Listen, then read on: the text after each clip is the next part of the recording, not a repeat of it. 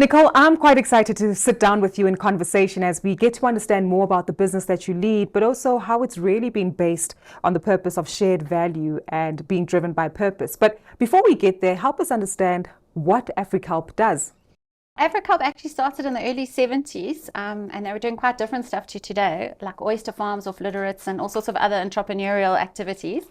But nowadays, since about the early 2000s, the company's been extracting the nutrients and goodness out of seaweeds and kelps, just southeast of Cape Town, and that kelp extracts full of nutrients and all the stuff that agricultural crops actually need.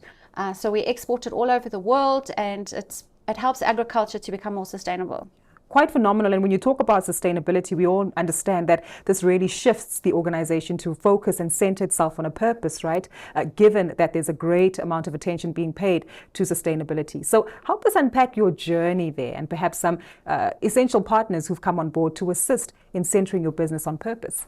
Actually, this has really been fantastic how, in partnering with RMB, we've been able to access experts and specifically around purpose. And we were able to really look back into the history of the company and what's like been the core that's helped the company grow, through the years, and also how that can place us into the future. So really understanding what purpose, what value can we add other than just being a business. So that was a fantastic journey that we went through, and we really identified that growth has been like core to the business of Afrikelp since its inception.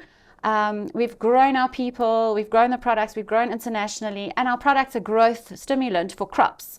So even the product itself is growing. But what was quite important to us, growth without temper or, the checking of the growth can be, destructive. And so this growth came through so powerfully.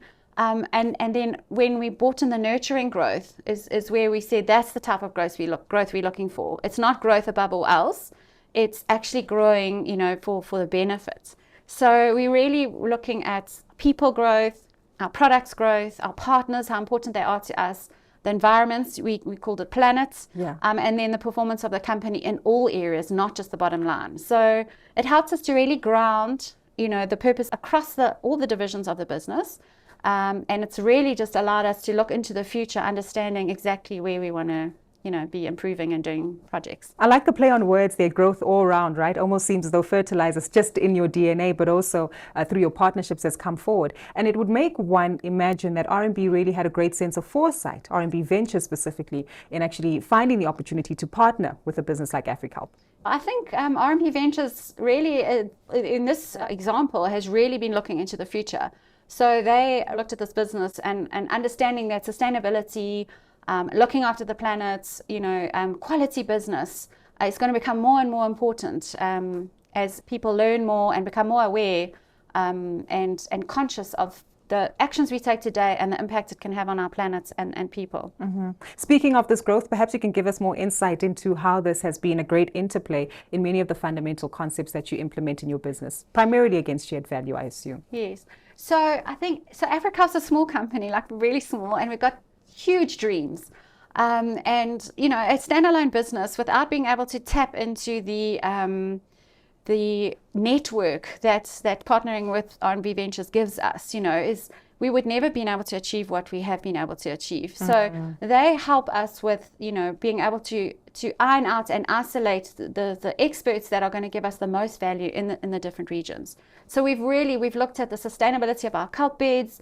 We've looked at restructuring our finance to really give us more leverage to actually fund some of our environmental stuff. We've looked at people, and we've also looked at globalization and in the USA particularly, and leveraging experts there through the network from RMB Ventures. Nicole, this really sounds like a win-win situation and an opportunity to take a locally relevant company and make it even more globally competitive. I guess as you sit back and you reflect on your relationship with your investment partners, how would you describe Afrikelp's relationship with its key investment partners? So I think if I had to just choose one word, probably care.